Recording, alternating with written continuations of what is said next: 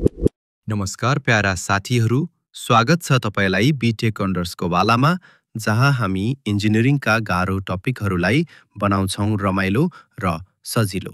आज हामी कम्प्युटरको मुटु जस्तै काम गर्ने कुरा सिक्दैछौँ, अपरेटिङ सिस्टम, छोटकरीमा ओएस। अपरेटिङ सिस्टम भनेको के हो? ओएस तपाईँ, प्रयोगकर्ता र हार्डवेयरको बीचको पुल हो।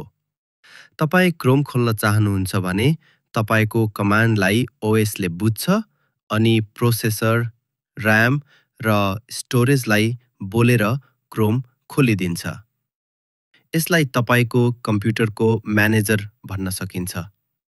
विन्डोज, म्याकओएस, लिनक्स, एन्ड्रोइड यी सबै ओएसका उदाहरण हुन्। अब बुझौँ ओएसले के काम गर्छ। पहिलो, प्रोसेस म्यानेजमेन्ट। कुन एप्लिकेसन कहिले कति समय चल्ने, कुन एपलाई सीपीयू दिने, सबै कुरा ओएसले मिलाउँछ। यो त मानौ सीपीयू को ट्राफिक पुलिस हो। दोस्रो, मेमोरी म्यानेजमेन्ट। तपाईको कम्प्युटरले एकैपटक धेरै एप चलाउँछ, होइन? क्रोम, स्पोटिफाई, व्हाट्सएप यी सबै र्याममा चल्छन्।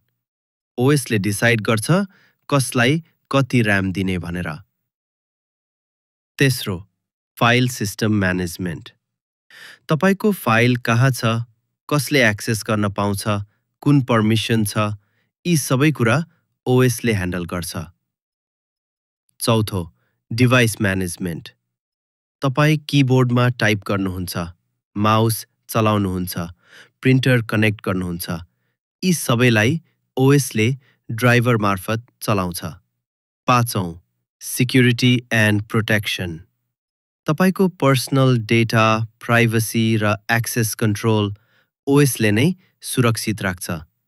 एउटा एप्सले अर्को एप्सको काममा बाधा नपारोस् भनेर पनि प्रोटेक्सन दिन्छ।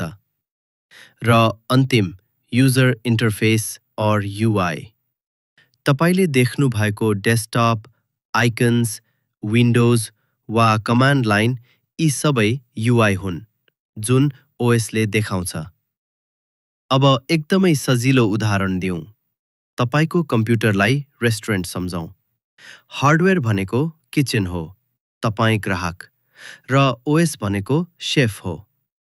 तपाईले अर्डर गर्नुभयो, 1 प्लेट मोमो।